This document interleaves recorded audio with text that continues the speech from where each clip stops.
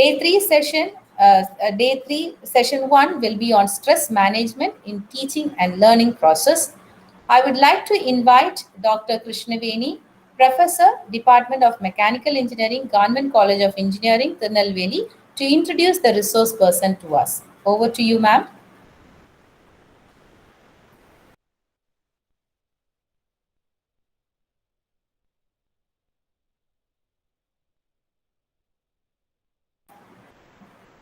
Ma'am? Oh.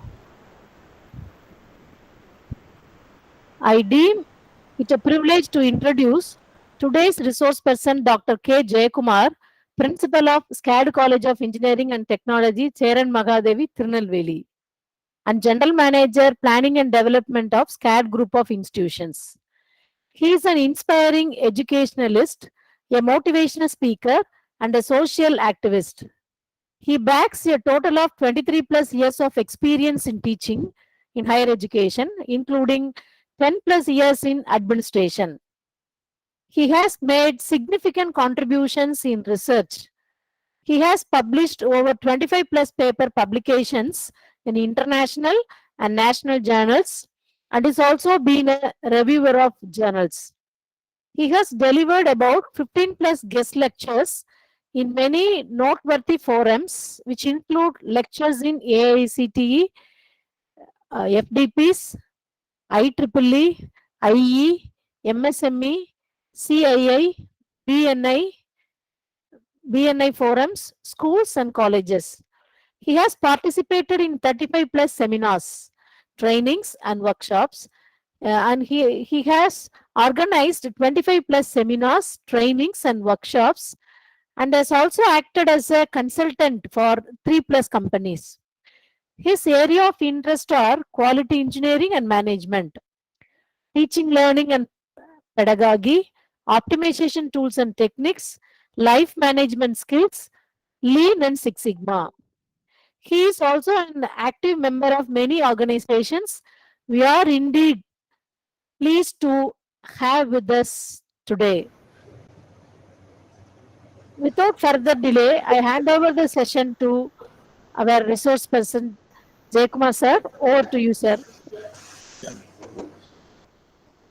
Happy morning to all the participants, and my appreciations to Dr. Krishnaveni, Government Professor, Government College of Engineering, for organizing such a wonderful program in association with AICTE, ATAL, FDP, because nowadays, due to this pandemic, this stress is a buzzword for all the peoples, not only for academicians or teachers or industrialists. It's a buzzword for all people, right from age 5, we can say, to the end of up to 70 to 75 years.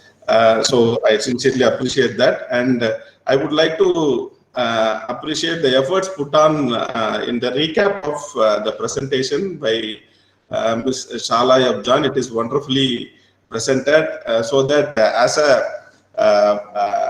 a resource person, we could also understand what the 2 days has been gone up with, and of course it will be a useful element for all the participants, those who have been present here. It's such a nice recap it has been done.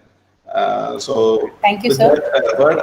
Without any delay, because it's running short of time, I think 9:30, I will move on to my presentation.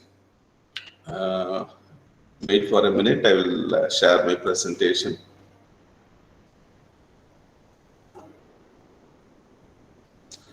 Is it visible? Yes, sir. Is my presentation visible? Yeah.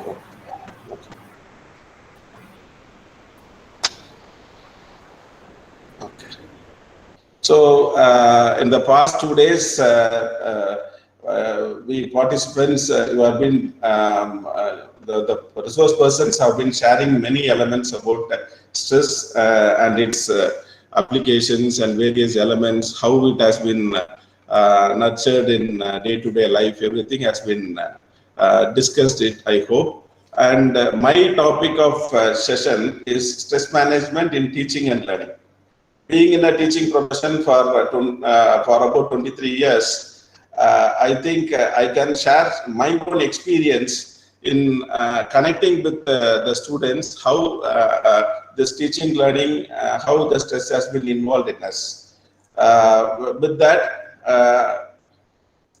first of all, I would like to start my presentation with stress. Though the word stress has been discussed in the past 2 days, I'm in thought of giving an origin view where stress has been originated. Because being an academician, we all always have a curiosity of certain elements, because wherever we study any concept, or whenever we study any concept, we always think about the origin of certain elements. So in the past 2 days, in the recap also, I could able to understand that the experts are very well explained about what is stress and what are the other elements of stress, how it has been applied, and everything like that. So in that view, I present the stress in the way that stress is a feeling of being overwhelmed, or it's an unable to cope up with mental or emotional pressure.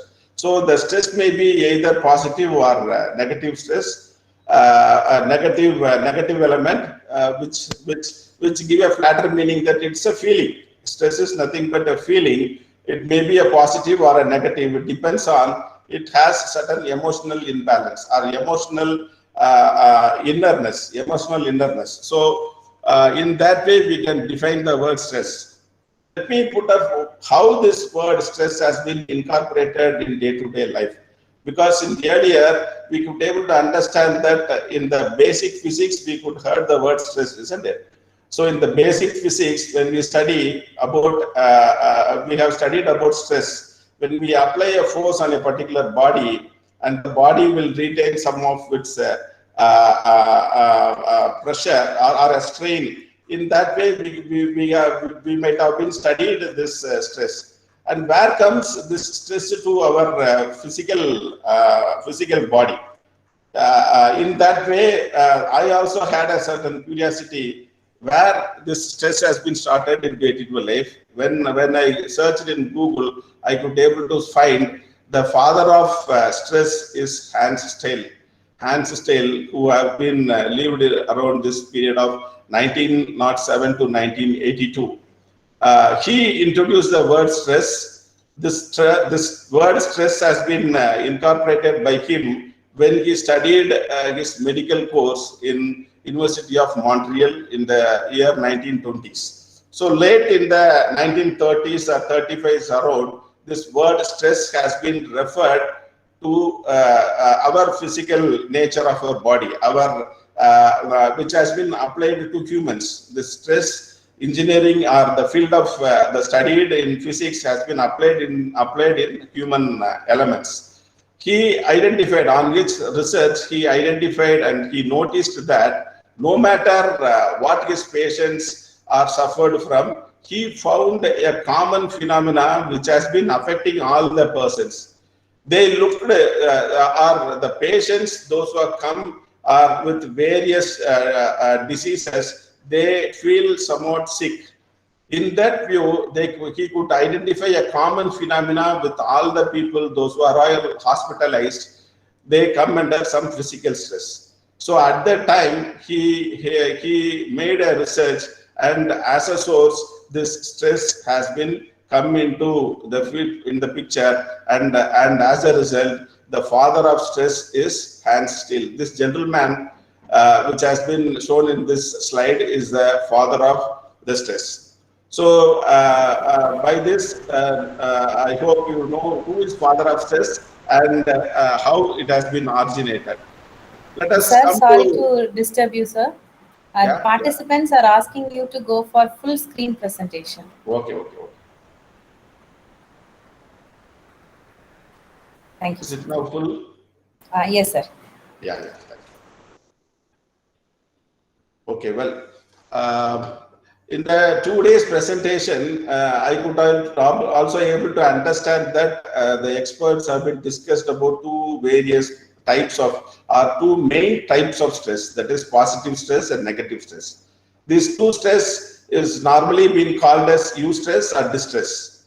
This positive stress means is a type of it's a type of emotions which will feel better for us, which will feel happy to us, and the distress is somewhat negative stress, which makes some acute stress, which can be classified into two, which is being classified into acute stress and chronic stress.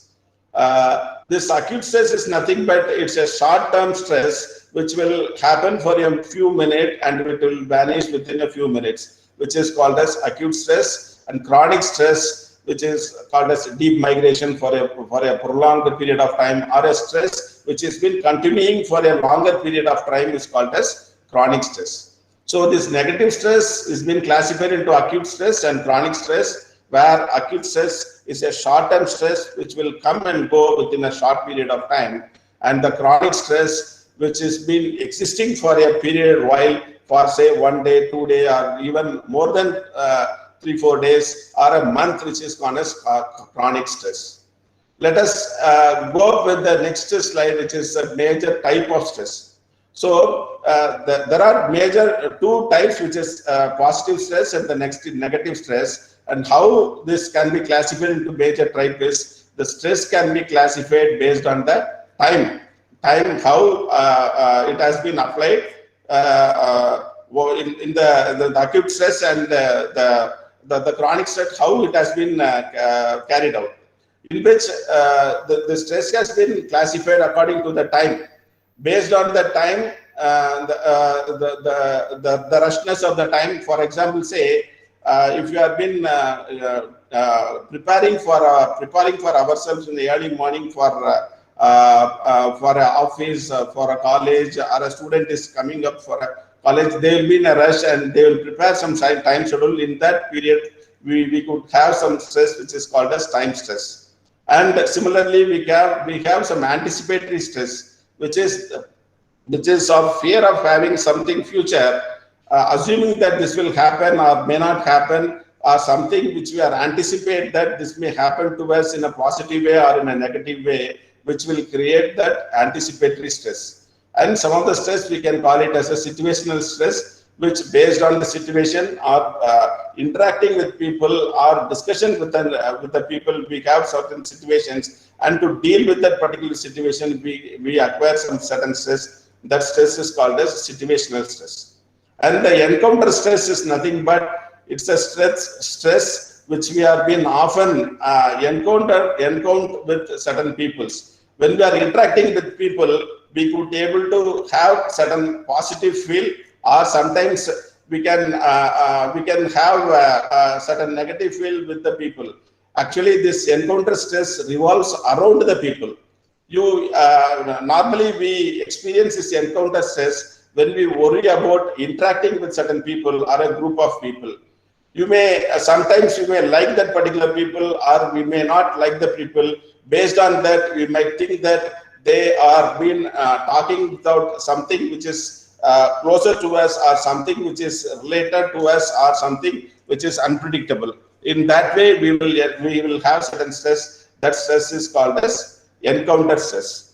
So from this we could be able to understand that there are many types of stresses, out of which there are 4 major types, which is time stress, anticipatory stress, situational stress, and positive stress. So let us move on to that stress. This stress, how it has been affected in certain ways. This stress will have an impact around us in certain elements. It will affect our body, our mind, and behavior, and the emotions. So these are the major 4 elements which has been affected by means of this type of stresses. So in the previous slide, we have been seeing about the major types of stress. Of course, the stress is not limited to these 4 elements. These are all the major type of stress. This stress will influence us to have this type of side effects, which will affect in body, mind, behavior, and the emotions. For example, if you take mind, the mind-related stress will make us in worrying, muddling thinking, impaired judgment, somewhat nightmares and indecisions. We will feel about negativity, and we will take somewhat hasty decisions in our mind due to this mind stresses. This the stress which associated with the behavior element is called something. If you are having some behavioral changes, it will lead to some accident prone or loss of appetite and loss of sex drives and drinking more, and sometimes people need to drink more, insomnia and restlessness and smoking more. So these are the few symptoms, few adverse actions you will take based on the behavioral stresses. And let us move on to the stress which affects the body. So the body, in terms of, often we could be able to identify that we used to have headaches, and we used to have frequent infections, and we have taut muscles. Of course, these are all the things we people might also be come across in our day-to-day life, and muscle stitches and fatigue, skin irritations and breathlessness. And similarly, due to emotions also, we can have certain stress which we could have some loss of confidence, and we have more of fuzzy and irritability, depression and apathy and alienation and apprehensions. So these are the things nowadays. The stress has been influencing us in major ways, which in terms of body, emotions, behavior and mind. So what this recipes makes the stress into involved in us. So experts are telling that these are the recipes.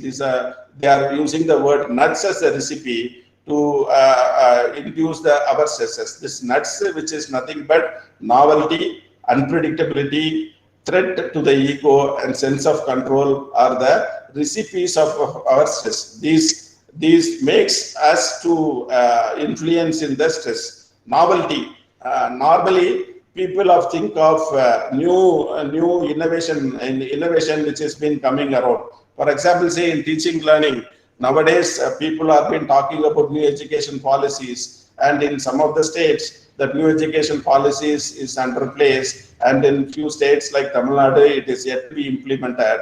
And in out of which we professors and teachers, we could have certain positive effects and also adverse effects in implementing this national education policies. If we are interacting with people, people will say that this will have higher pressure among us, or it will lead to more innovativeness in the teaching learning process. So if this type of novelty or this type of innovativeness, this type of curious activities which involved in teaching learning process or in any other elements which also make a recipe to stress. And the sense of unpredictability. Suppose if whatever it has been happening which is unpredictable, which also leads to the stress. And of course, if anything which is threats to our self-esteem, if anything which is threat to our ego, which also makes a recipe, and also the sense of control. If you have been lack around our sense of control, if somebody else has been controlling us, that come also stress. And suppose if you feel which is very if you have been very reluctant, there also we could able to identify the stress. So these are all the few recipes which has been insisted by the experts, which is called as nuts. And from where the source of stress has been implemented, if you think in that way, there are 4 top sources for the stress. Of course, we all know that the discussion point so far, what we have been going up, or we are presenting here, everybody is known. We are going to I am preparing your mind to be put up in a systematic way. What is stress and what are the types, and in what way the stress has been influencing us in a positive way and in the negative dimensions. So there are 4 sources for stress. How the sources has been originated. Normally, the source of stress depends on money. Of course, in this pandemic, we all experiencing this because due to this pandemic issues, the corona issues, many of the things has been not in a normal lineup. So as a result, even in the teaching scenario, we could able to experience the deficiency of money, which is rotating around us, which also influence certain stress. And of course, work, we all been witness towards that work. Many of the people, especially in the lower segment and the middle segment working area, and of course the teaching fraternity will also had also made a very good experience, or not, we could not say that it's a very good experience. It's a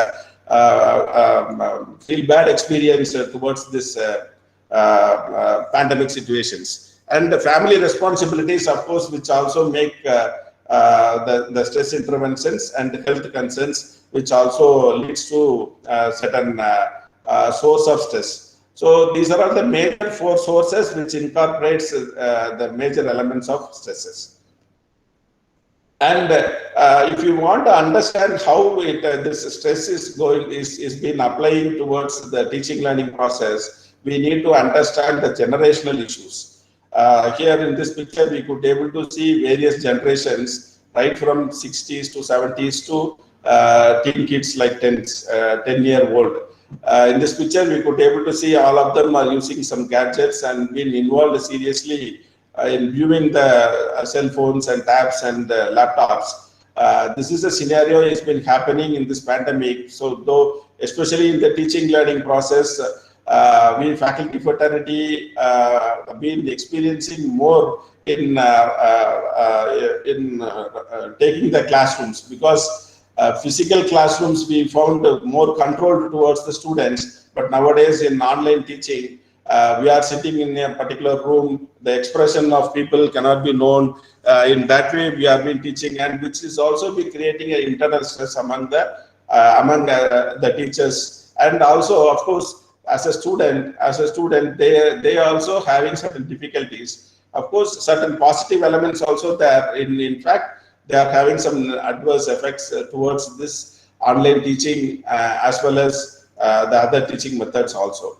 So, since we have been talking about various types of stresses, various recipes of stresses, and how the stresses has been caused and how the impact has been taken over, so these are all been influencing the people in different stages of people in different way. So we have to understand the generation first, and then how the generation has been implementing us in a greater extent.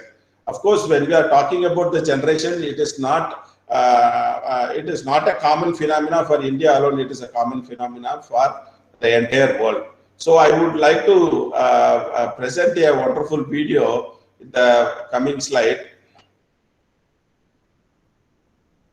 It is going to be a beautiful video in talking about the generational gap. I request the audience to please watch this video. It will be a good, wonderful video. Western is not good, but my person, Western is not good, but Won't get a sound, huh? Yes, sir. It will be nice if you could increase the volume. I like this kind of training because It's not been.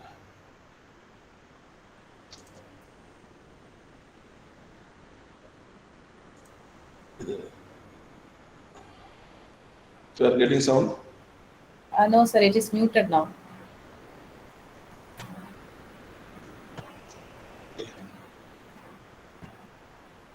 Getting that once again. Sir, exit the presenting view. Shrink the video a little bit.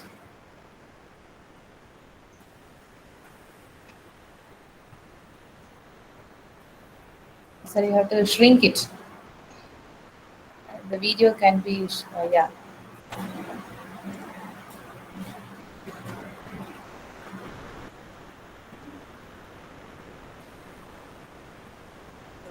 Western is not good, but Good, sir. Let's do good now. Yeah, yeah. Western is not good. But my personal, I like this kind of training because my teacher so tough. So this why Samuel Hong Yuan Bell me, we all the team, we so disciplined. I can go home to my shoes like this. I take off my clothes, I can fold it. Even in the hotel, Sir, I mess something, I would Yeah. we could hear double voice, sir. Double voice. Okay. Yeah, your speaker is also, outside speaker is also on, I think. You could reduce the volume of the one on the outside floor, speaker, then it one will in be the nice. dining. Yeah, okay, sir. Samuel Hong Yuan, Western is not good. But Is it okay now? my personal, I like this kind Yes, of sir, training yes. because my teacher so tough. So this why Samuel Hong Yuan Bell me, we all the team, we so disciplined. Is it okay now? I can go home, put my shoes like this. I take off my Yes, sir. clothes. Is I it can okay fold now? it. Even in Yes, the sir, yes. hotel, I mess something, I will clean it up. My son, okay? I never see the shoes put like this. One on the floor, one in the dining room. Wearing the white shoes, running around because he don't wash his own shoes. Socks. You give him a shot? No, I can't. He saw me. When I see the old people like this, we get up, we bow, we let the chair come. My son, like this. Yeah. Then I just come. I after film 6 months, 9 months, I filming. After filming, I go home. I open the door. And, hi there, how are you? When I see my dad, I get up. Right. Oh, take the tea like this. Right. That's a Your dad was a tough guy, wasn't he? yes. Yeah. That's a traditional Chinese culture. And you see value in that. Because my son was at school in the U.S. Right. Yeah. And that's what you Yeah. I said, stay, don't jump, talk to me. Yeah. Yes, how are you? Yeah. I like that movie, yes. You know that? Stop. Then he cannot talk. Right. When he not move, he cannot talk.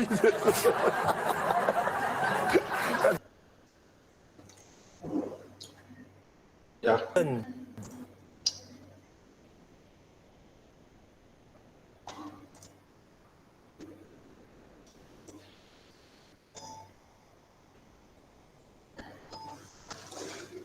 I hope you watched it. Anyone can? Yes, sir, yes. Yeah. Okay. I hope you understand the generational gap, which is not happening in India alone.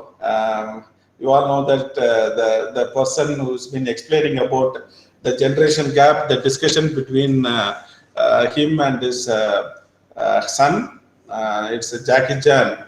We belong to China. So we understand that this is a common phenomena on generational gaps. Being in teaching field, I thought of explaining you about the generations. Whether the presentation is okay? Hello? Yes, it is visible. Is it visible now? Okay. So I thought of explaining about the generation and how it has been evolved so far, so that if you are understanding about the generation, we can able to understand about the students. And because since my topic is about teaching and learning, if you understand the students in a very well manner, we can able to deliver our lecture in a good manner in a contemporary thing. Because nowadays the teaching learning methodology, of course, we all know that it has been making a paradigm shift from the blackboard teaching to LCD projector and PowerPoint presentation, and now it has been transformed to online teaching. So if you could understand the generations, definitely we could overcome from the stress. So this slide has been explaining about the generations. Hope you would have gone through this.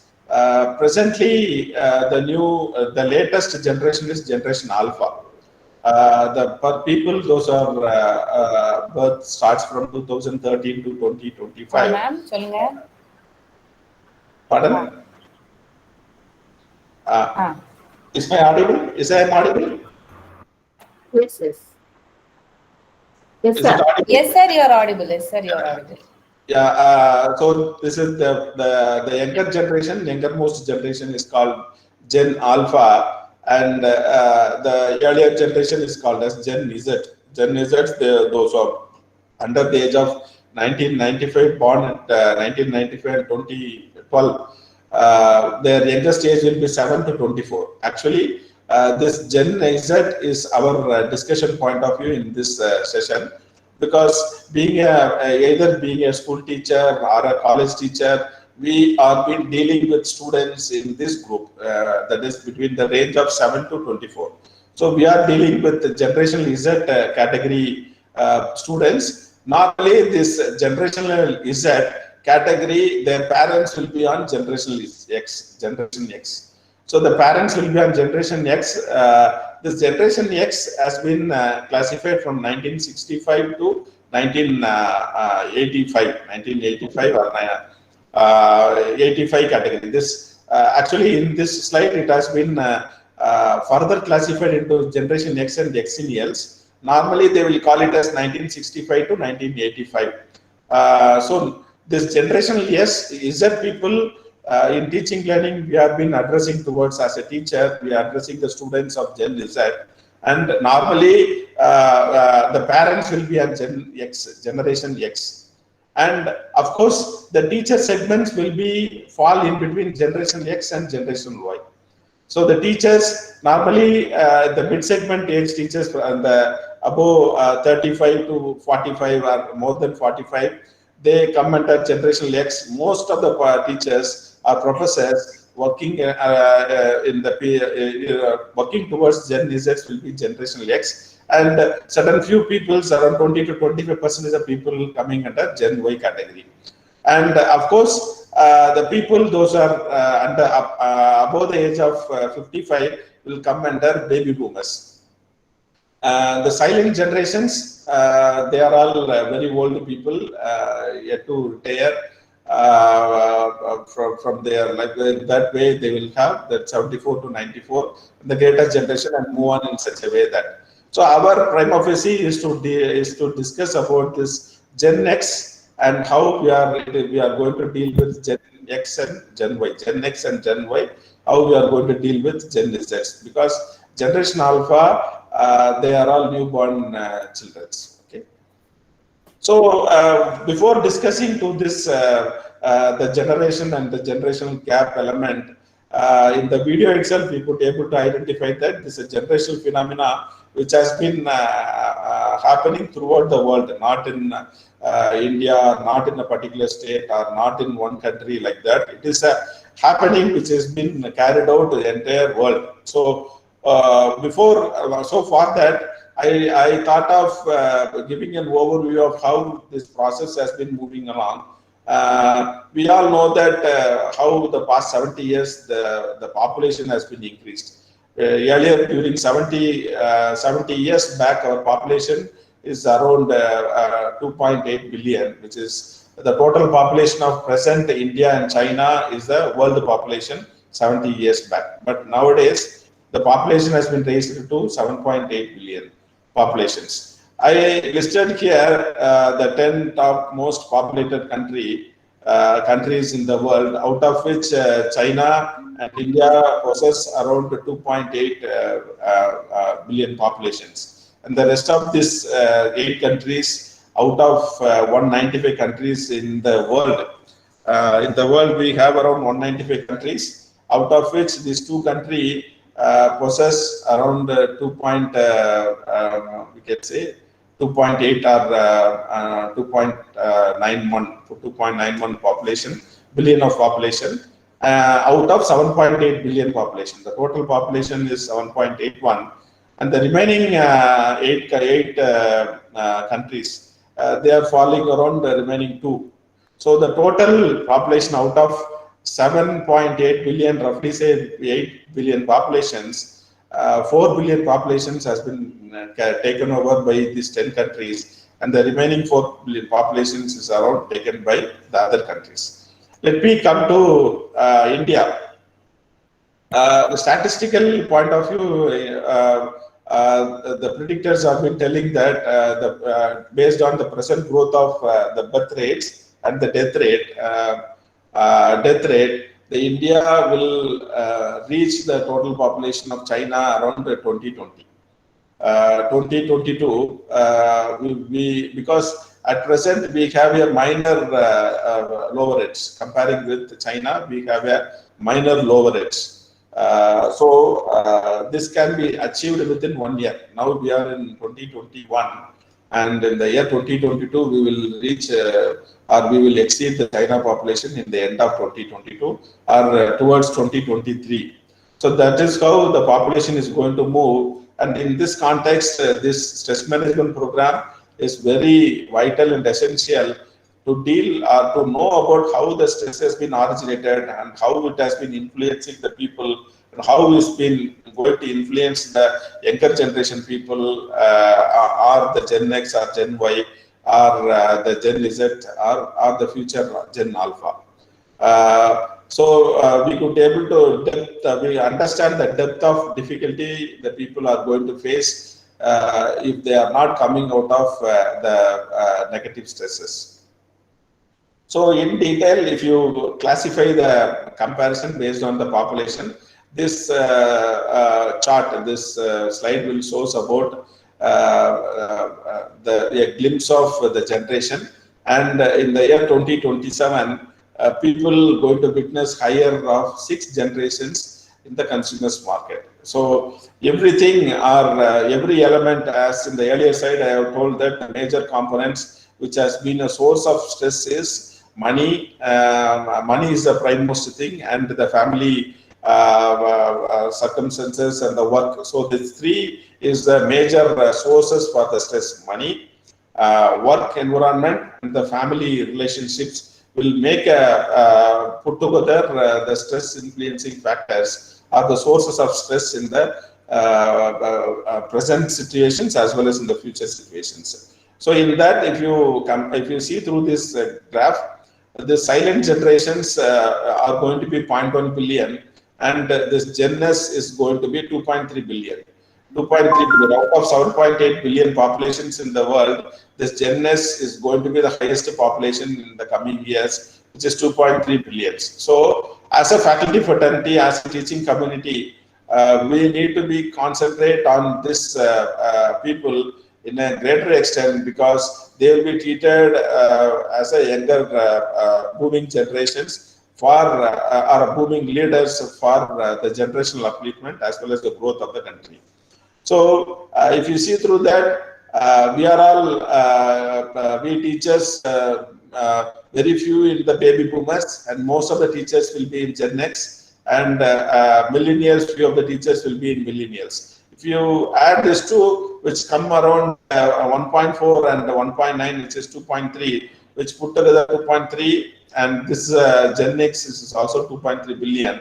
So this 2 generational element will combine to put together the growth of total population of Gen Z. So this type of stress management discussion point of view should reach the students, and we have to handle the students in a positive way. This is a breakup of the populations based on India. According to that, what we have been discussing, we Gen Zs and see, if you see that this 15 to 29 year is Gen Zs, which in India, which come around 26%.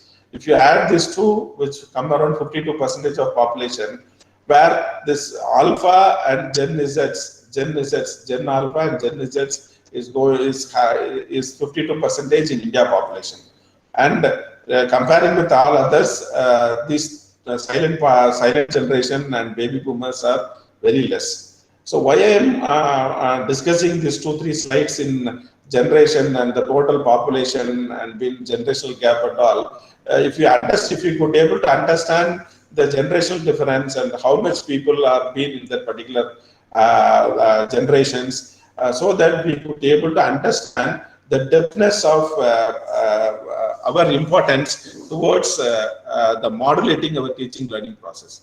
Because nowadays teaching is teaching methodology and teaching tools and teaching techniques and everything has been changed.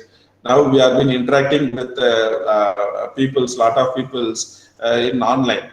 In that scenario, we need to understand the difficulty of us as well as the difficulty of the students. So in that way, we have to understand what responsibility we hold as a teacher to build the younger generations. So for that only, I've been emphasizing on 2-3 slides in this present. So this slide will show about the communication systems and how the communication has been influencing the younger generation people as well as the baby boomers, Gen X, Gen Y and Gen Z especially. So as I told that the total population of the world is 7.8 billion, and out of that 5.27 billions are been using mobile phones, and internet users are 4.7 billion, which is around 60%, and the mobile phone users are 67%, and the active social media users are 55%. In the earlier side, we have been talking about that 50 to 52% of people are around Gen Alpha and Gen Z. Gen Z 26%, and out of which, if we calculate, huge people are the major users of mobile phones and internets, and the active social media users are the Gen Z, Gen X, and Gen Y.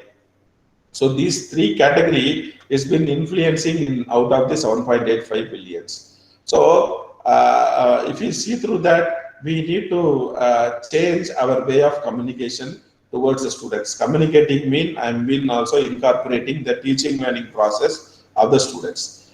Blackboard teaching, of course, which has been given a wide experience and exposure towards the students. We as a faculty fraternity, whether it has been a positive or adverse effect towards online emphasization, we also think over of switching over to the contemporary way of communication media. Because communication means 80% of thing is preparing the mind to be communicate, and 20% only actual effectiveness are the thing, the core point of what we are going to achieve is achieved. Okay, so from this slide, I would like to emphasize that the usage of social media and internet is huge, and as a result, our teaching learning process is also use the positiveness towards this, and that should reach the generational Z category, because generational Z category is a category which are under the learning edge or as a students. So to give the importance of better communication, I would like to show one video which once again.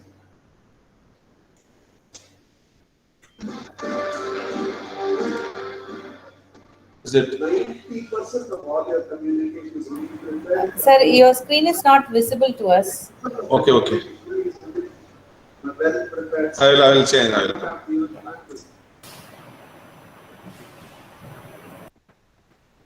Screen sharing is whether it is screen shared or No, sir. No. screen sharing is okay. Wait for a minute. Yeah.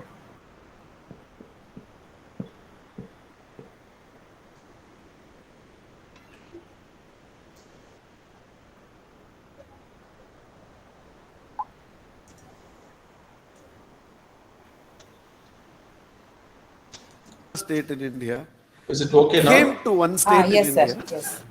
Okay. Is it visible And now? he went to a Yes, sir, roadside it's visible restaurant and audible also. and said, I'm hungry, and what do you have that will satiate my hunger? And the restaurant fellow said, I have masal vada.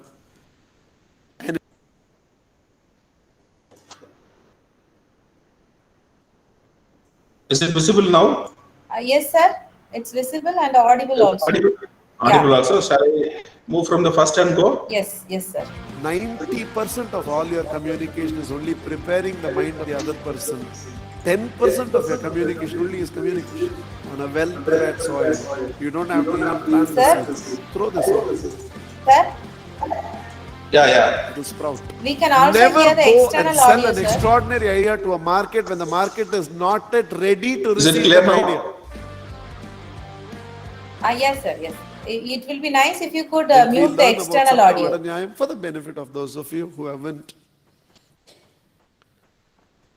A guy from another state. Earlier I used to mention a state, now it's become global. So a guy from another state in India came to one state in India, okay, and he went to a roadside restaurant and said, I'm hungry, and what do you have that will satiate my hunger? And the restaurant fellow said, I have masal vada, and it will satiate your hunger. And the guy asked, what is the cost of the masal vada which will satiate my hunger? And he said, 5 rupees. The guy had the first vada, he was still hungry. He had the second vada, he was still hungry. Third vada, fourth vada, fifth vada, sixth vada, he was still hungry. He had the seventh vada and the hunger was satiated. The guy went towards the billing counter. The bearer from inside screamed 35 rupees, and this guy took a 5 rupee coin and kept it on the table. The bearer said, but you had 7 vadas. And the guy said, my communication was very clear from the beginning. What is the cost of the vada which will satiate my hunger? And you said 5 rupees. 7th vada alone satisfied my hunger. I'll pay only for the 7th. I will not pay for the remaining 6. It's called Sapta Vada Nyayam. Sapta Vada Nyayam is, if 6 vadas alone have gone in, it wouldn't have made a difference. And you cannot have the 7th without happening the 6th. So only when 6 vadas is followed by the 7th vada, hunger can be satiated. Drawing parallel to what we are discussing here, 90% of all your communication is only preparing the mind of the other person. 10% of your communication only is communication. If you go and ask a farmer will tell you, on an unprepared soil, even a healthy seed will die. And so is with communication. Every time we communicate to an unprepared mind, it kills our communication because the receiver of the communication is not yet ready to receive the communication. Sometimes when you think that you have made a great presentation and still the sale did not happen, chances are your great preparation prepared them to be interested in your product, but still the communication to convert that into a deal never happened. You delivered 6 vadas, you did not deliver the 7th vada. Sometimes when you ask for the order and then he says that we are not interested in doing business with you, and you feel so frustrated, that's because without delivering the 6 vadas, you delivered the 7th vada and it did not quench. It is only when you deliver the first 6 vadas and follow it up with the 7th vada, then if you understand Bhagavad Gita, then all the initial chapters was to prepare the mind of Arjuna. And only when Krishna was convinced that the mind of Arjuna was completely prepared, then he delivers that actually transforms Arjuna into the Kshatriya who is ready to fight for righteousness.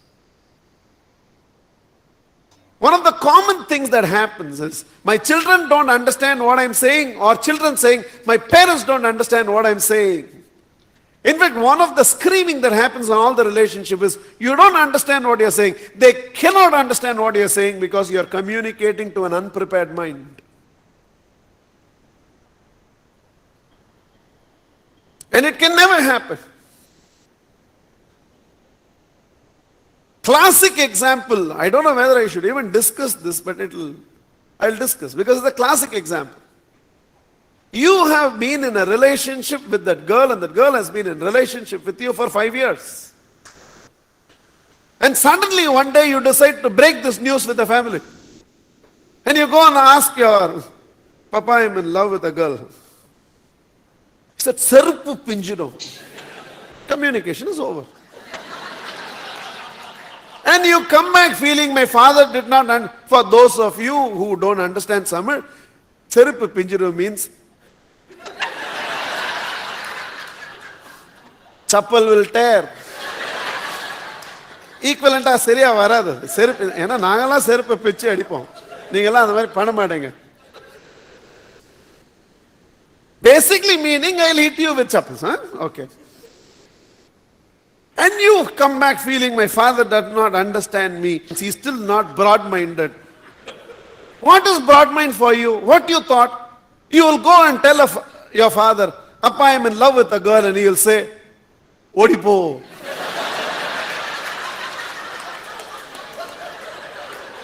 கல்யாணம் கட்டின்னு ஓடிக்கு போறியா இல்ல ஓடி போய் கல்யாணம் பண்ணிக்கிறியா பிள்ளைய பெத்துன்னு கல்யாணம் பண்ணிக்கிறியா கல்யாணம் பண்ணி பெத்துக்கிறியா அப்படியே கேட்பான்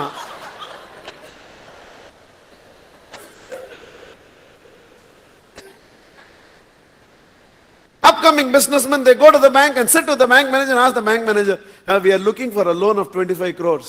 He says no budget. You think bank manager will immediately open the drawer, take 25 crores and keep it there and say, Leke cha. Sirita vanda kuda kudukuma apdi. Konja nai negotiate pannom. It doesn't happen. And then we get frustrated with the world. Suddenly 4 of your friends have bought a bike and you feel you need a bike. So you go and ask your dad, Dad, I think I need a bike. And he gives you a goal for you to have a bike which in this lifetime you will not achieve. He says, get 90%, I'll give you a bike. Lifetime it's not going to happen. அப்படியே சின்ன வயசுல ஓட்டின மாதிரி bike ஓட்ட வேண்டியதான். அப்படியே அதான் நிஜம் bike வராது. Okay.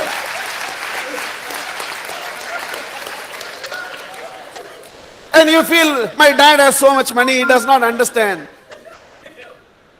Even a good seed is not going to sprout in an unprepared soil. And ask a farmer and the farmer will tell you, on a well-prepared soil, you don't have to even plant the seed. Throw the seed. It will sprout. In fact, the art of communication is about how you prepare the mind, not how you communicate. If there is communication gap, the gap is in preparing the other mind, not in communication.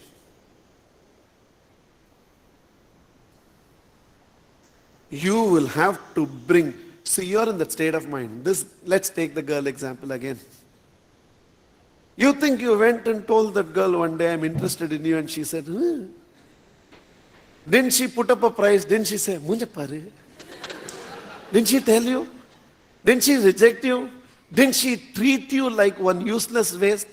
And didn't you go back to your friends and say, Machan, namla or mari soltada? And didn't all your friends tell you, okay. And didn't they all encourage you, motivate you? Didn't you that day practice Vipassana for spiritual powers? And go back to her and again approached her and told her, okay, I'm sorry, I should not have proposed, let's be friends. And she didn't know what you mean by that. And yet she agreed, okay, we'll be only friends. Okay. Adun jolluda. Konjam sophisticated jollu nee raw jollu. Avladhan difference. Okay. Didn't she say, slowly we will develop? And then after some time, didn't that all happen? Didn't every time an SMS came, you checked whether it's her SMS or not? Did you not, like a fool, stay awake till 2:30 in the night to send her one good night message? எல்லாமே தெரியுமா? கவுன்சிலிங்ல இதெல்லாம் வந்து share பண்ணிப்பாங்க. Did you go through all that? And over a period of time, and one day she showed some interest. What, you straight away touched her? You simply told her, hey, yella irukku. That's how it always starts.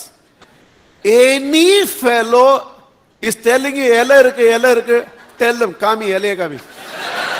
Ask him to show. ஒண்ணுமே இருக்காது, அப்படிதான் தொடுவான். பாப்பான். It's called trial close. In selling, people are taught, straight away don't ask for the order, you won't get the order. Give some clue. You don't say, can you sign the order? You always ask. So, you will be paying by check or cash? Check தான். Okay, he's interested. Because if he's not interested, he'll tell you, check கிடையாது, cash கிடையாது. Okay. I am not yet decided whether I want to buy from you or not. But when he says check, some interest, it's called trial close. So you slowly study the pulse of the prospect through a series of trial close, and then you find there has been reasonable amount of it. And that is how you got the girl. That's how you got the deal. That's how you got the principal company to agree. Communication to a prepared mind. When you are over a period of time able to communicate, you as husband and wife inside the bedroom have been talking for quite some time about how by being a joint family we are not able to be happy with each other. So should we actually go nuclear? You have been thinking about it. Initially when this idea came from whichever, the other rejected it, but over a period of 8 months, you think for the happiness of everybody, maybe it will be better to be a nuclear family, or maybe it will be better to continue. And finally you have understood the whole thing. You think today you will go and open up to your parents and think, we have been thinking that, see, this is not bringing peace to anybody. For everything there is a fight. So I really think it will be better for us to be nuclear family. And you feel they don't understand. Obviously, mother cries. Obviously, father says, after I die, if you want, you people can do this.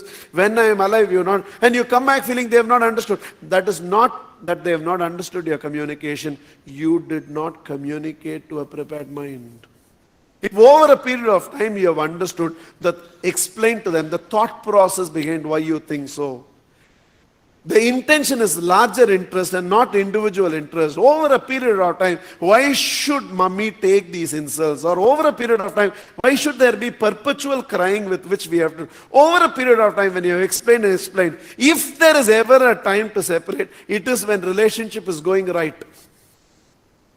In fact, remember this. During good times, if any form of physical separation comes in the relationship, still there will be no separation in the relationship. But when you lead a relationship to bad times, and during bad times when a separation happens, the relationship itself gets separated. So somewhere when it's communicated, or when you communicate to a prepared mind, then your actual communication is just an absorption, nothing more than 90% of communication is preparation of mind. The first 6 words. Actual communication is only 10%, the 7th vada that is delivered. So whether it is in training, whether it's in teaching, whether it's in negotiation, whether it's in empowering an organization, transforming a society, a Bhagavad Gita, a Bible sermon that has to be given, a relationship, a proposal to diversify into a new business, you feel that I think the family business can carry on with just 2 hours of your involvement, and I think you have the time and the idea and the market potential to diversify into another business, and you feel your family is not agreeing at all. That is because you are not preparing the mind and communicating. All failures in communication is the failure to prepare the mind of the other individual before you communicate. Why am I explaining this so much? To basically transfer this responsibility to you. If I communicate and the other is not understood, it is my failure, it's not others' failure. It's my failure. If communication does not achieve the desired result, the failure is of the communicator and not of the receiver of the communication. I fail to prepare the mind of the other enough before I communicate it. Let the farmer not blame the soil in which the seed could not sprout. Let the farmer take the responsibility for his failure to prepare the soil. And if only he had prepared the soil properly, that seed would have sprouted into the potential forest that it can actually become. So take the responsibility. Understand, I will communicate only to a prepared mind. Sometimes in today's discussion, you'll feel, no, that mind is not ready to receive. Don't communicate. Never waste a good idea in an unprepared mind. Never waste a good product in an unprepared prospect's mind. Never go and sell an extraordinary idea to a market when the market is not yet ready to receive that idea. Prepare the market and then throw the idea into the market. Prepare the principal company and then ask for the distribution slip. Prepare the employees and then launch the new diversification plans that is going. Prepare the elders in the family before you talk to them about how you think the future ought to be and why you think the future ought to be. First prepare the mind and only then communicate to a prepared mind.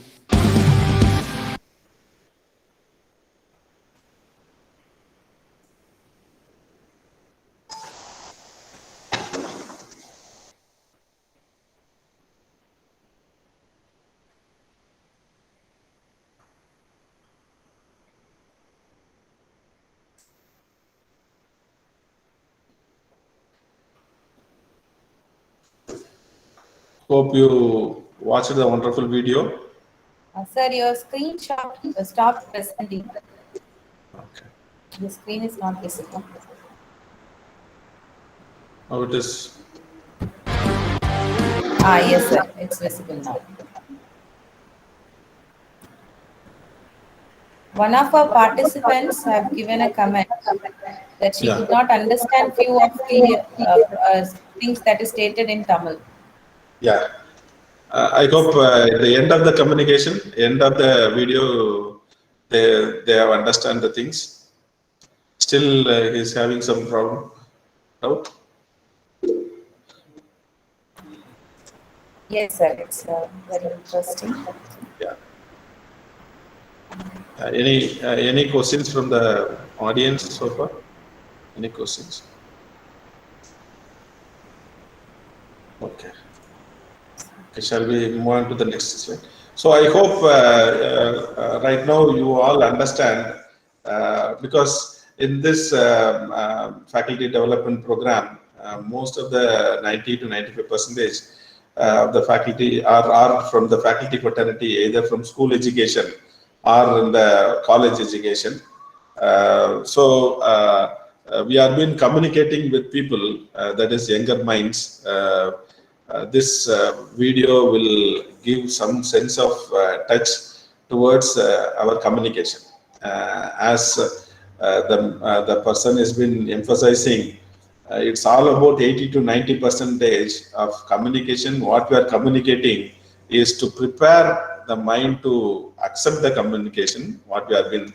And actually the 10 to 20% is alone what we are communicating, we are communicating. So in this contemporary issues of teaching, learning, we have to understand that, and in that particular understanding, we have to approach our generations.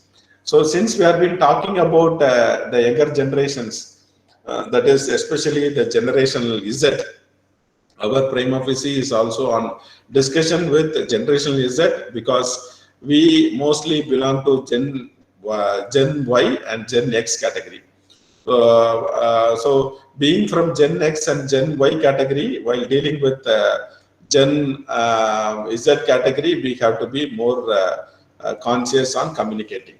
Let me. Is this my slide is in presentation mode? Okay. Yes, sir. Okay. So let me go in depth to the generational process, because so that we can understand ourselves in a better way. So in future, when we are interacting with students, we will keep in mind of discussing certain elements in a changeover context. Okay. So this generational X, what I've been talking, and millennial will come at a Gen X and Gen Y category, which born age has been given. Let me we concentrate first on generational Z. Generational X. This generational X normally we will use on personal computers, video games. They have two-income household, and they concentrate on 24 hours news. If you compare with the millennials, because in this millennials, few of the people are from teaching field also. So this two generation itself, there is two changes that we could able to identify. Here they will concentrate on news, and this is a generalistic view which has been somebody else. Geeta ma'am, your Geeta, audio is unmuted. Geeta ma'am, Miss Geeta ma'am. Okay. In these two generations itself, we could able to have. it's still Yeah. not, yeah. And the common traits in generational X is they are independent, entrepreneurial element they possess, and they are more transparent and pragmatic, and they are highly resourceful, and they are skeptical, and these are some of the common traits this generation X will have. And in millennial, they are tech savvy, competitive, multitasking, optimistic. They are self-controlled and goal-oriented, diverse, diversified element they possess. So these are the, I hope this slide is self-explanatory to all of us. These are the things this generational X and millennials will possess. And what they want as we belong to, most of us belong to generational X. What they want, we need work-life balance, we need independence, and some transferable skills and meritocracy. We concentrate on casual working environment. And instead, even the millennials, even this we could able to understand between, suppose a faculty member is in the age of 45 plus, and a faculty member is in the age of 25 to 30s or 35. We could able to experience the difference in mindset and methodology of working, and as well as the behavioral pattern also we could able to identify in depth if you have a conversation with these two generationals. They have been more concentrate on collaborative work environment. This is a phenomena where generation X will have on casual work environment, and collaborative, they have asked for recognition and encouragement. They need one for mentorship and workplace flexibility and meaningful workforce. So these are the comparisons. These are the wants and needs of generation to generation. It has, we could able to identify a changeover shift from Gen X to Gen Millennial itself. We have a difference of wants and different common traits that we could able to identify. Similarly, if you come to generational Z, that means the students what we have been dealing right now, the people those are born after 95. This thing we all know, isn't it? This thing we all know. They born to swipe, and they express with their own way. In the earlier video of Jackie Chan itself, we could able to understand, because he's been talking. He is under Gen X, or now he is baby boomer. And he's been telling about his son, which is a Gen Z. So these are the common thing, the characteristics this generational Z people are possessed. They express themselves with their own style. They tend to travel or move around. They demand 24-hour access of internet, and they born to swipe, and they communicate people with videos, messages, and texting alone. They master in social media. So these are all the things we all know. Suppose if as a Gen X, if you are having a generational Z children or generational Z student dealing, we can slightly think over of whether this is true or not. It is absolutely true, isn't it? So these are the common phenomena we know. So this we should understand that they are all generational Z, and we are all Gen X and Gen Y, so that the gap automatically will prevail.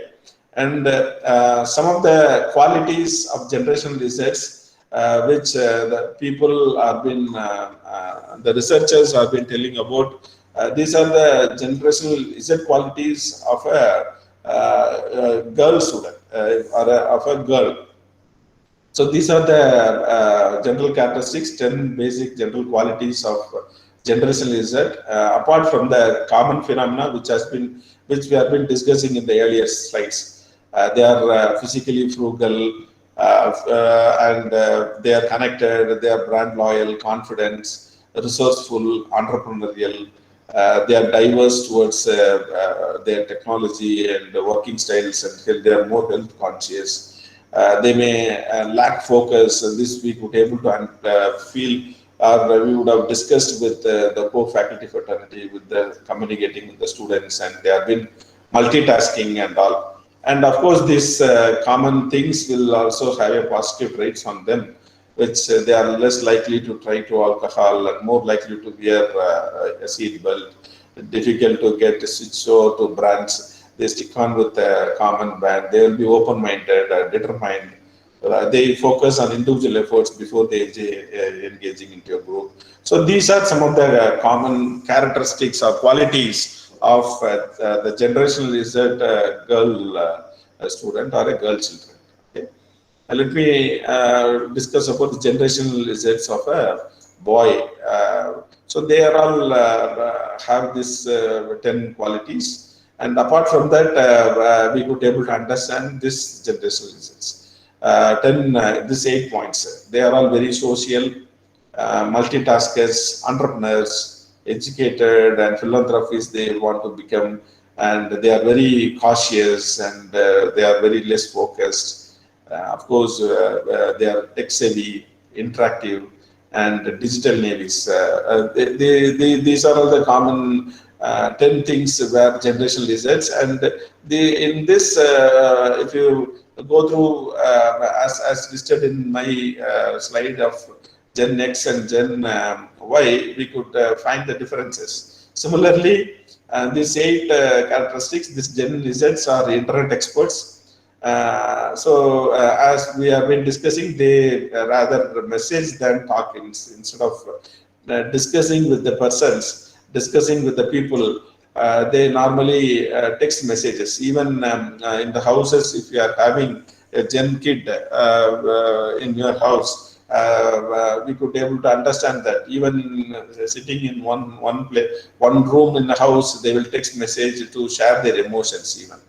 And this will happen because this is a generational gap. We should not, it is not a harm, it is a normal trait they are all been possessing. First of all, as a faculty, we should understand that. If we understand it clearly, then only we can interact in such a way that they are all Gen S and we are all Gen X and Gen Y. This understanding gap, this communication gap, if you could come closer, automatically we could be able to do wonders towards the students and to the generation X. And as a result, our stress level will also be come down, because without understanding this gap only, we have certain eye of perception towards the generational Z, and we think of we doesn't know that we are belong to Gen X or Gen Y.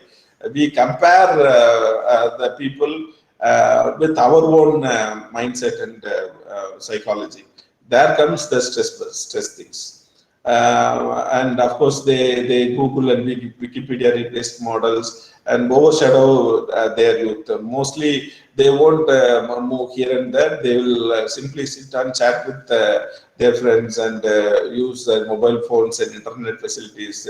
Even in the pandemic, we could able to see that children in this category, they have been sitting for a long time in a single in a same place, and then been chatting with their own friends and been referring some books and journals likewise. They are determined to turn their hobbies into jobs.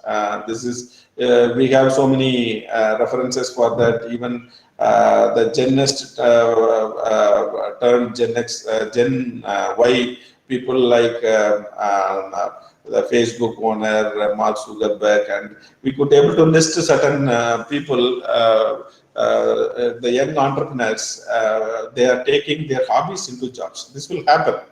Nowadays, when we have been interacting with co-faculty members, we have been discussing that nowadays the students are not been much focused on certain jobs because this is their trade. They determined to turn their hobbies into jobs, not they will take something we took in our own college days. So this is their trades, which we have to understand, so that by understanding, by the way of understanding this, we can serve, or we can facilitate the students in a better way. In that way, our stress level will come down. They are all self-starters. They accept more differences, and they prioritize qualities. So these are all the characteristics of generational Z. And this is some of the characteristics of Gen Y and Gen Z, because Gen Z and Gen Y, though they have a marginal year of difference, even though they have a marginal year of difference, they have certain characteristic changes comparing with Gen Y and Gen Z. They are all more than 35 to 45 years in between, and they are below 35 years. So if you go through this, this is also been a self-explanatory slide. Of course, since we have been discussing about stress management, the words are very simple, and the points what we have been discussing also everybody heard, isn't it? We are putting in the things in place. That's all. We are refreshing our mind. We are preparing our mind towards the situations what is been persisting now. This generation Y, which they are being optimistic, they have been tech savvy and process design. See, they are tech savvy. They use two screens simultaneously, but generational Zs, they are tech innate. They use 5 screens simultaneously. That is a thing they have. They are more influential. They are wanted to be discovered, and they want to be work for success. They focus on future and they focus on present. See the difference? Even in Gen Y and Gen Z itself, we could be able to identify the difference. So if you understand this type of difference will persist towards the generational gap, automatically we will work accordingly. We will discuss with the students as a student. We won't think what should be done based upon our own theories and methodologies. They are all spenders and savers, and communicate through text and communicate with images and symbols. This is what happening. Okay, so these are the so far we have discussed about what is generation and how it has been influencing towards the teaching learning, and what are all the things we need to understand about Gen X, because Gen X alone we have been discussing with, we have been dealing with, as we belong to the category mostly of Gen X and Gen Y, and very few of our baby boomers. So with that, let us come to the changeover system in the teaching methodology and all.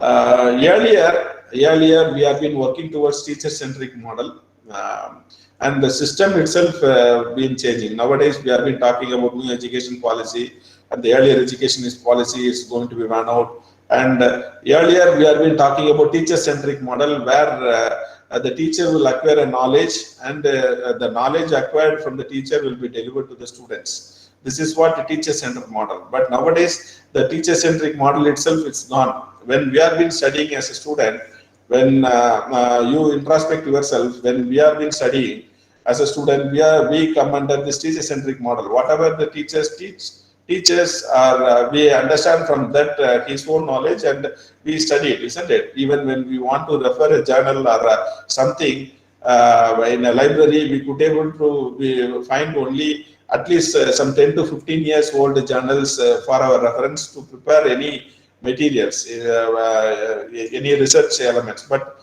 it is not so now. Even if a material improves, we could able to understand, we can able to get through means of the technological development. So we studied in this teacher-centric environment, but nowadays students are moving towards Now we are in student-centric or learner-centric environment. So the system of educational system itself has been changed, that we need to understand.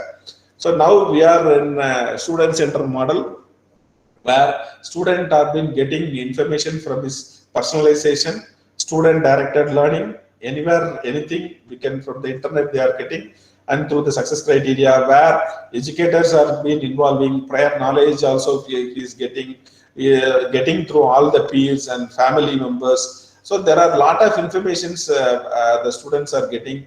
Nowadays, the learning perception is also be changed from teacher-centric environment to student-centric model, to, or we can say it is learner-centric model, which is more or less common. Teacher-centric, student-centric or learner-centric are common.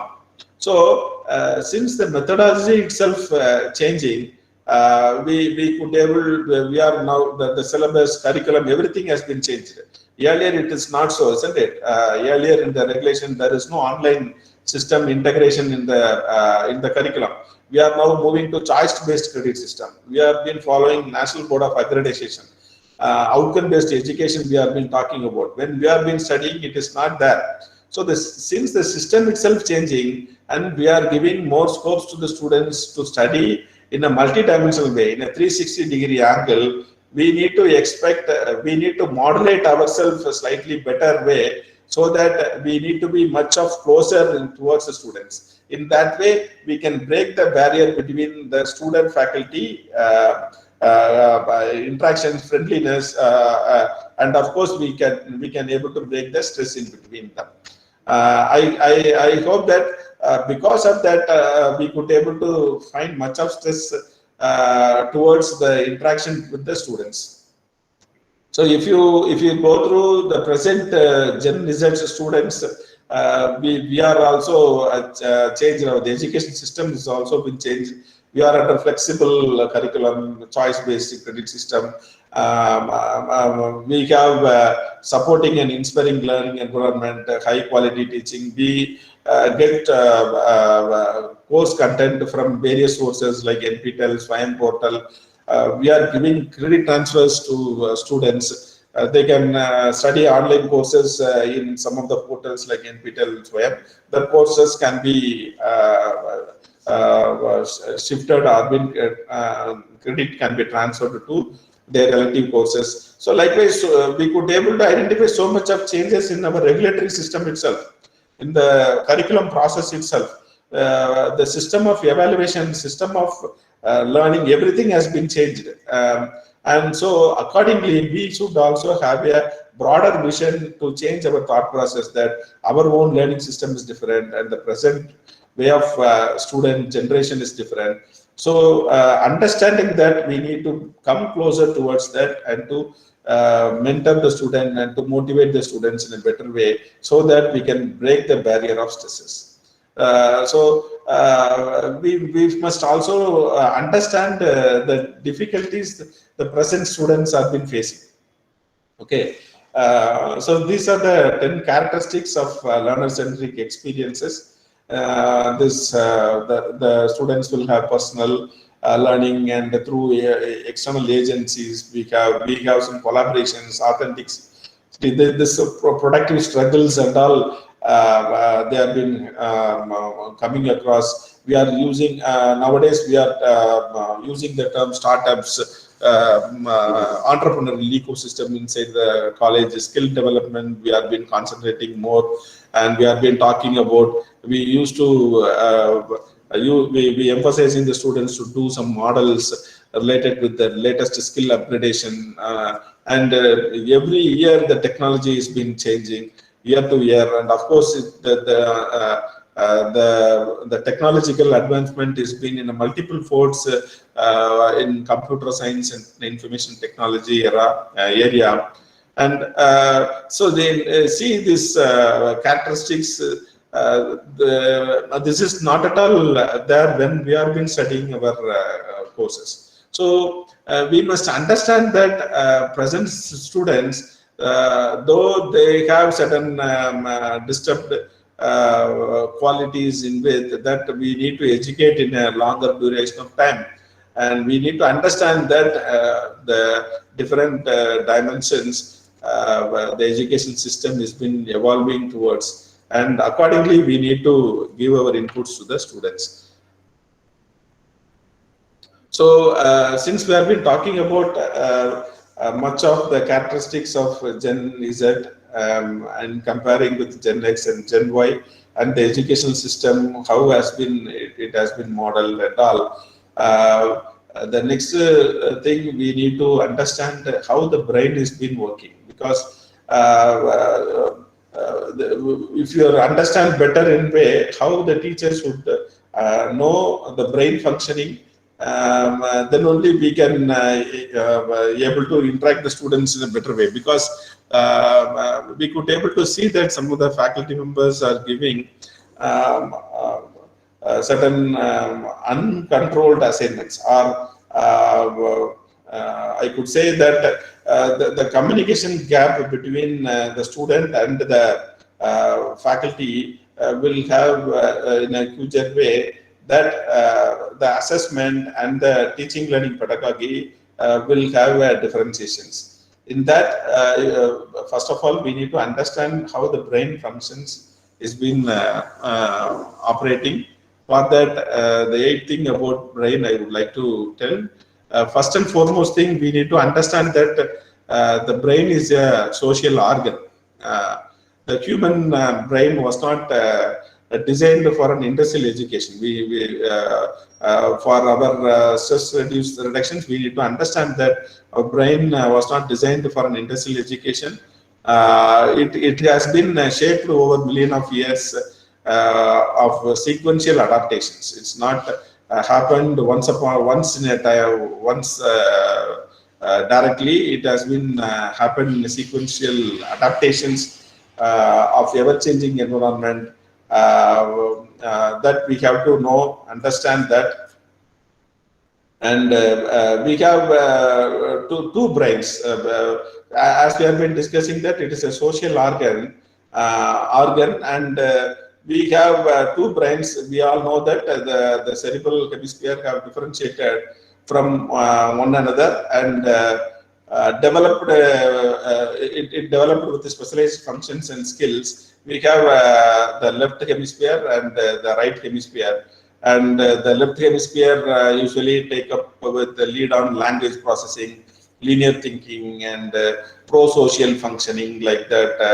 And while the right hemisphere will see about the visual and the spatial processing, and we can say the strong emotional and private experience, like that, isn't it? And as a good teacher, we need to understand that the student should be used with both the brains, rather than using one brain, one side of the brain.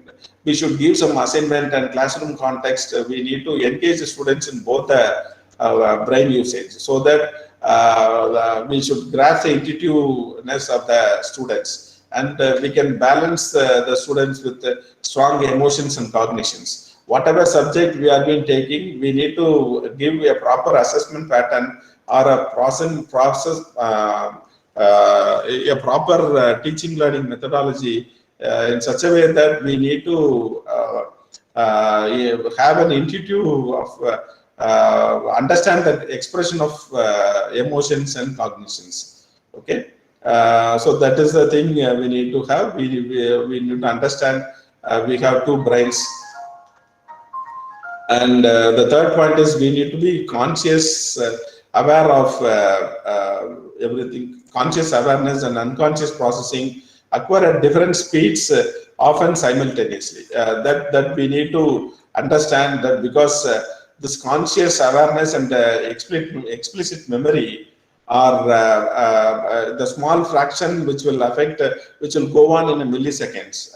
We need to think of how many things we can do in a conscious mind, and how many things we can do in a subconscious mind. Some of the things we used to move on in a subconscious mind, like that of breathing, walking, or sleeping, or balancing, or these are all the things which has been automatically handled in a subconscious mind.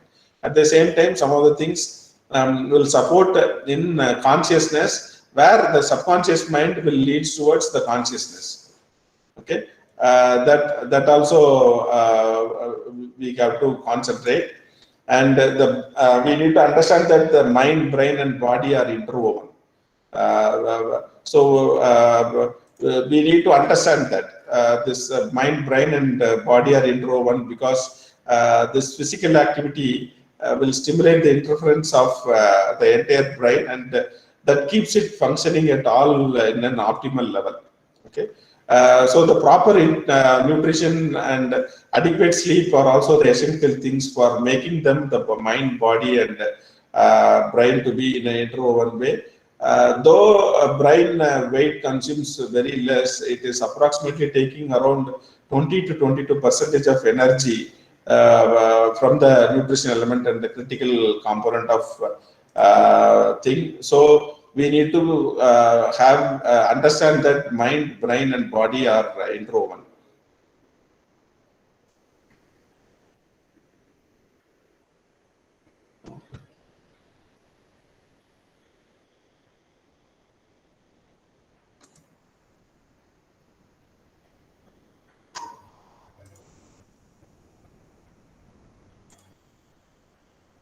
So I think.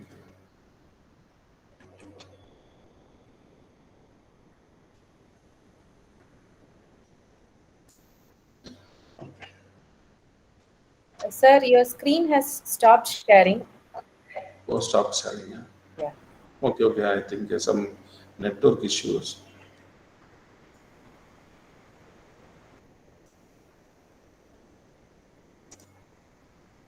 Now is it okay? Yes, sir, we can see it.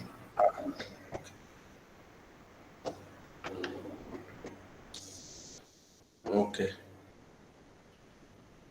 So I'm also running short of time. It's around 11 o'clock. Okay. We could able to, and the next point is, brain has a short attention span and needs repetition, multiple channel of processing for deeper learning to occur. This also we should able to understand that brain has a short attention span and need repetition and multiple channel processing for deeper learning occur. So if we need to have certain deeper concepts, when we have been discussing about, we need to have repetitions then and there, and accordingly we need to modulate our assessment patterns and everything, so that we could able to rectify the lacunas among the students, because each and every student mindset is different. Each and every students come from various psychological needs and wants, and each and every student's life history is different, their tradition is different, everything they are coming in we cannot be able to fold it in a common phenomena. So every student's mindset is different, so that need to be understand, and accordingly we need to make an assessment pattern and everything. Fear and stress impair learning, that also we need to concentrate. We need to analyze others, but not ourselves. Learning is enhanced by emphasizing the big picture, and then allowing students to discover the details of themselves. So these are the 8 things we as an educator, we need to understand about the brain, so that with that better understanding we can able to assess the students in a proper mode. Okay.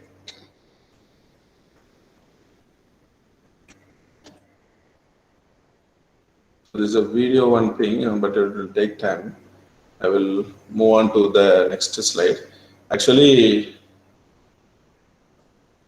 as a coincidence, when I am noticing the recap video, yesterday's recap video, I could able to understand that the stress management strategies, what I have listed, is been discussed in the yesterday's meeting. Just breathe for certain minutes, embrace the stress, be perfect, and be grateful. So these are all the limit grass is green, and I watched that points which has been discussed in the earlier day presentation also. So I have been skipping this 2-3 slides, which hope we may not have a repetition of things. which is a positive thing I could able to witness in that. Due to this recap only, I could able to understand the last 2 days presentations. Okay. However, the additional few points which I have mentioned in this teaching learning strategies, stress management strategies we can have is dealing with second-hand stresses. And this point I would like to discuss because as a faculty, we have our own family and social emotional systems, and we have work-life balance, everything. And what is this dealing with second-hand stress? Because when as a faculty we do mentorship to our mentees, and our mentees as a student, they will have come with someone their own stress. For example, say they will tell their own stories or their own issues to us, so that issues is second hand to us, and while dealing with that second hand stress, we need to be careful. It should not influence us. At the same time, we must be a solution provider for that, and we should understand that we are a solution provider for that, and we need not want to take that particular stress what has been influenced by the student to our own home or our own inner thing. And this is what happened in many of the times, because students will come up with their own ideas and views, and we will take that their problem as our problem, and we will make ourselves feeling stress. In that way, we should not have much of stress. And of course, this type of stresses will be on two types, which we have been discussed in the first slide, which is chronic and acute stresses. Actually, if it is acute stress, it's okay, no problem. It will be recovered in a short period of it. It should not come to us as a chronic disease, because when they are coming with the problem, we should deal the problem in a proper way, and we should understand three dimensions of view: their view, our view, and the common view. And we have to understand the stress management things, which when we are meeting the needs of the students, and we have to adjust the newness every time being in teaching or whatever field we are in. There will be a newness system will come, and the top-down initiatives always will be changing. That we need to understand, and accordingly we have to work. And mistakes we all make, that we have to know that even the students doing mistake, we also do mistakes, isn't it? So start by some positive talk. Whenever a student, if any student has been doing some mistakes, we should not hold them in a serious way. We should understand in what situation and scenarios the mistake has been happened. If it has been rectified, it need to be rectified, and we need to be start talking with the students in a practical way, and our talk should be on positive way. And the students' expectation, we also need to concentrate, and the classroom management is very important. We need to go with the well-preparedness and time management tools we have to use. We have more techniques and methodologies nowadays that to be used in a proper way, and questioning your impact, that also important. And performance reviews, which means assessing the students by means of various assessing tools. Nowadays, in outcome-based education, Bloom's taxonomy, everything has been discussed. However, in a blender way, what I've been dealing that is trying to tell is the performance reviews or assessment, we need to do it in a fair way. Or otherwise, there comes unnecessary discussions, and which also leads towards assessment. So that reviews we need to do. So in this, these are some of the additional views which I would like to inform you, apart from the things which has been discussed in the earlier things. And I would like to show one video related with a small miscommunication happening between the student and the teacher.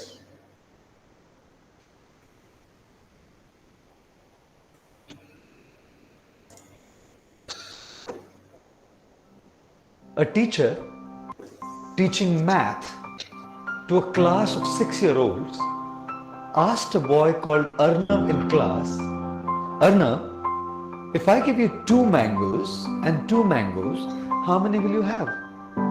Arnav said 5.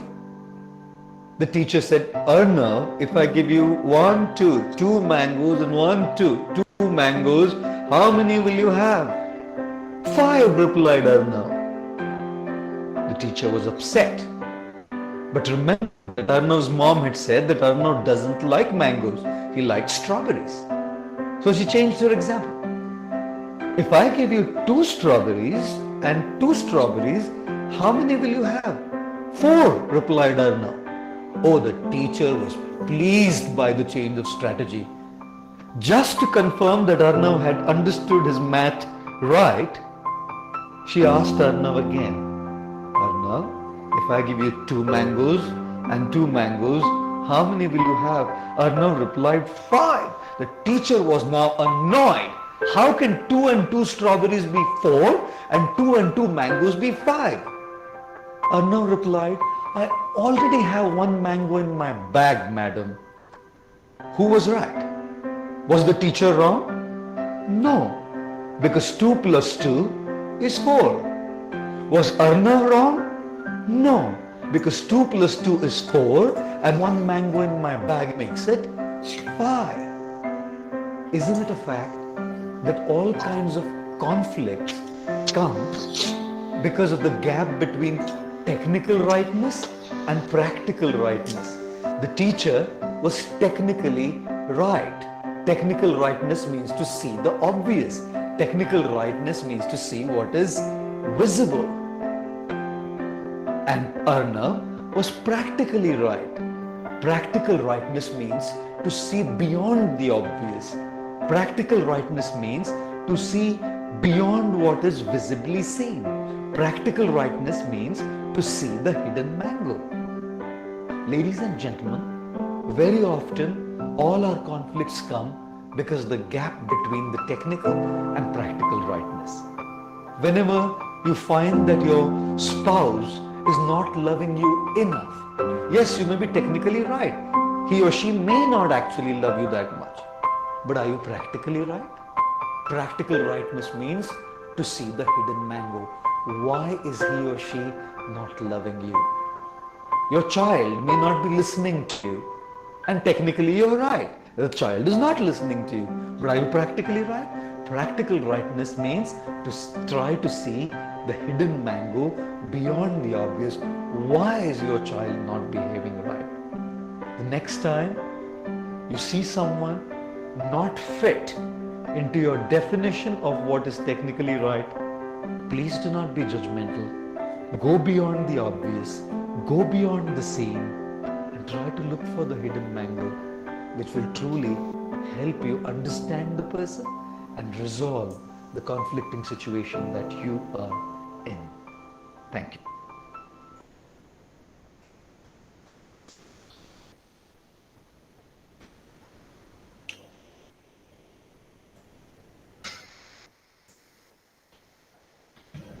Hope you liked that video.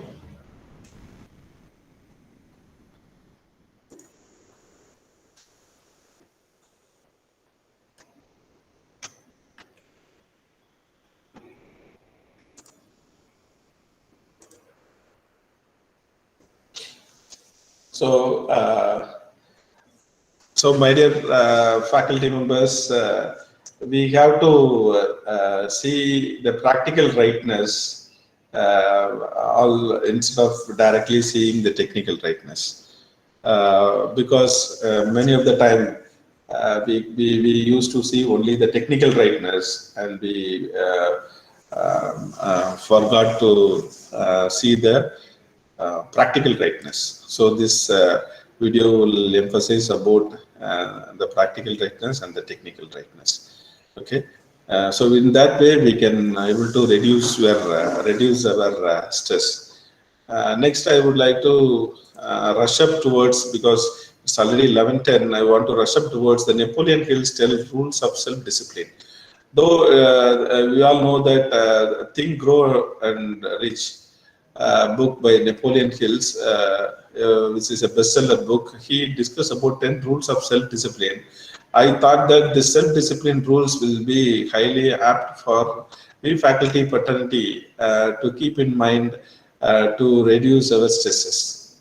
So that I incorporated this in this session. Let me rush up this 10 rules of self-discipline in a fast way.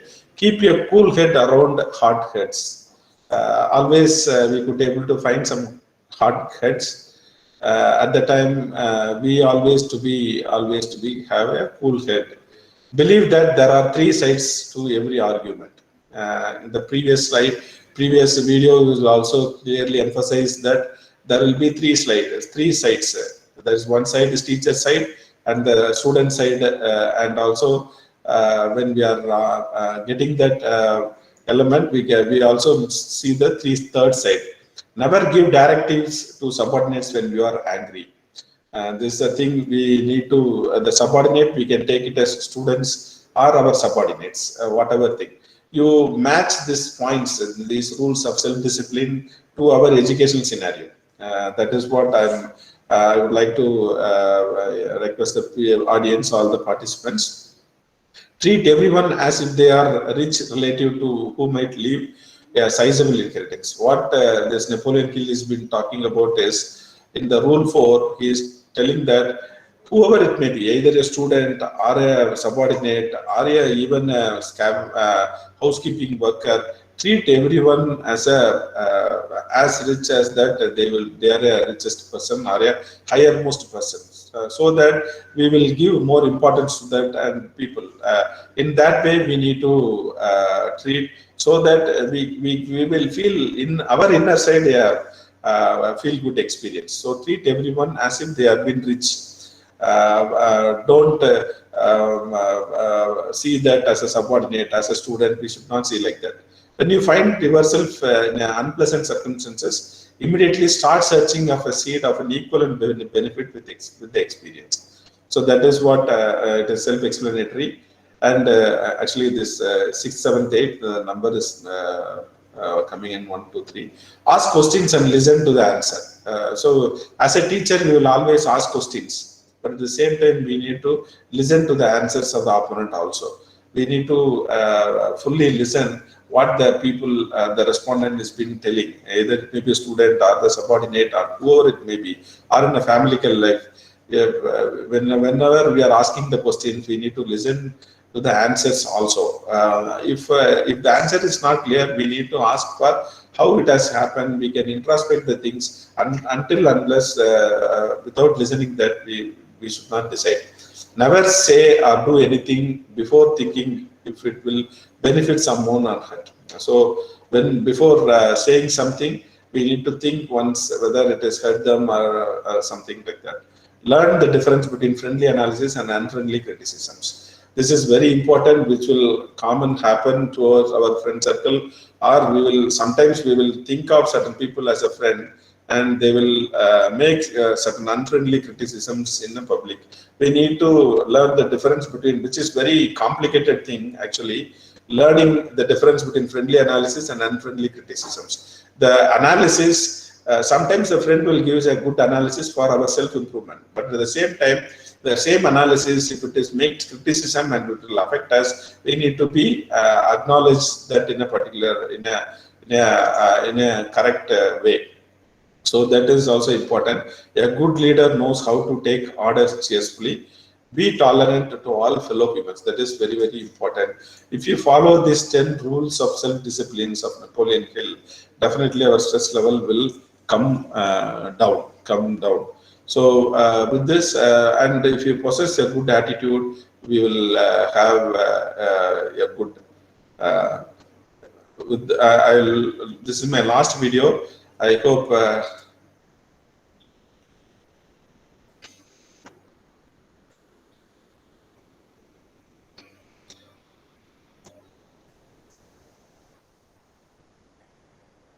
There are three things in life that makes the person successful.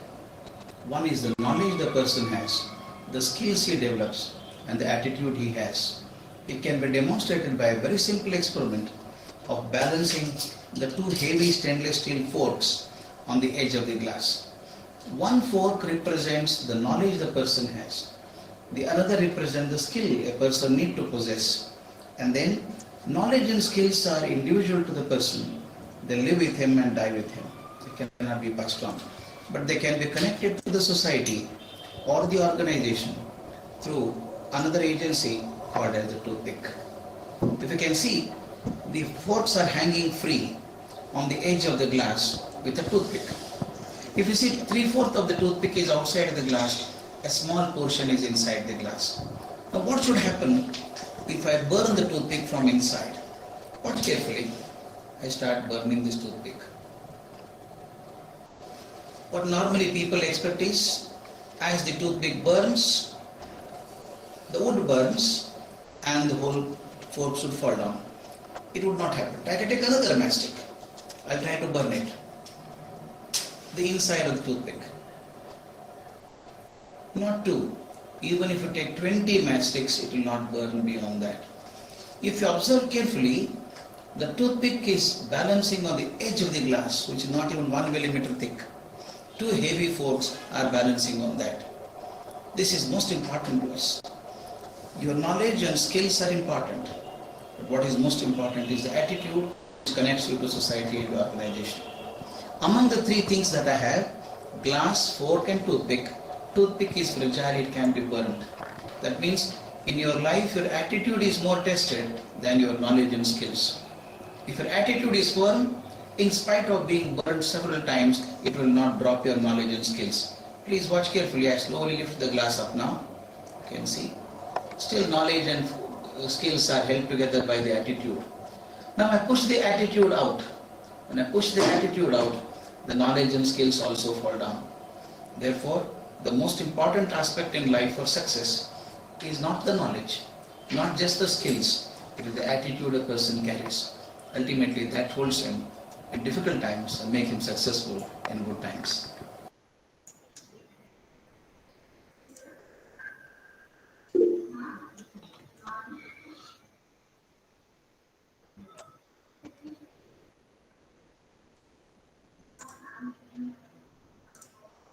So with this, we all watched that video.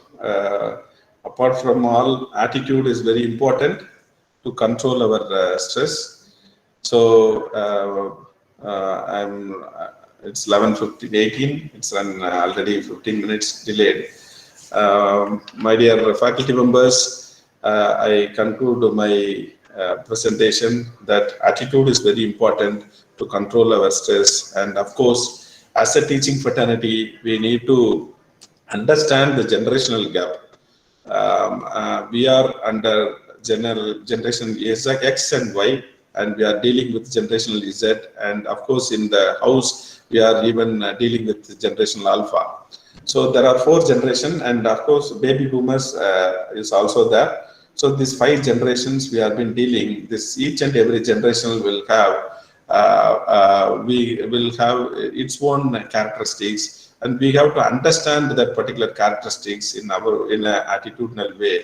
If we are having a good attitude, definitely our stress level will come down. With this, thank you all participants for patient hearing this 2-hour lecture. Thank you all of you. Thank you, sir. Dear participants, if you are having any queries, to post it to the resource person. You can either speak by unmuting yourself, or you can post it in the chat box.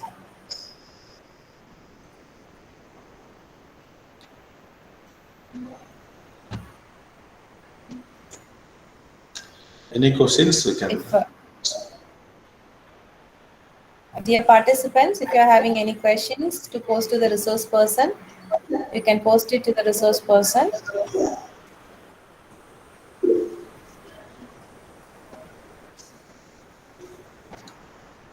I hope there are no questions, sir.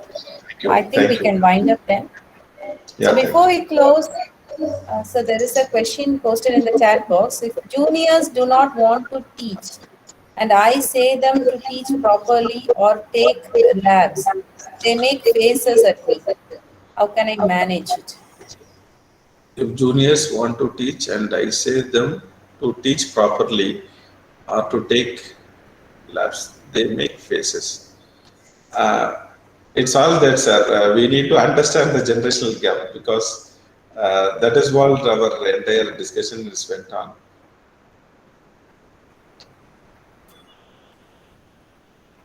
We need to understand the third perspective also. That whether there is any third mango, the hidden mango is there, we need to understand. Thank you, sir. I hope we can end the session here. Before we close, I would like to propose a word of thanks to Dr. K. Jeyakumar, sir, for delivering a vast input with regard to managing stress in teaching learning process. The concepts of generation gap that plays a vital role in creating stress in teaching learning process were clearly explained, and the strategies to tackle with to bridge the gap was also conveyed with great detail. Thank you, sir, once again. On behalf of the coordinators team of Government College of Engineering, I would like to extend a hearty thanks for being with us this morning. Thank you, sir. Thank you, thank you, thank you. Dear participants, we are going for a tea break right now. I request you all to join us back by 11:30 for session 2 on stress and coping. Do join us on time. Thank you all.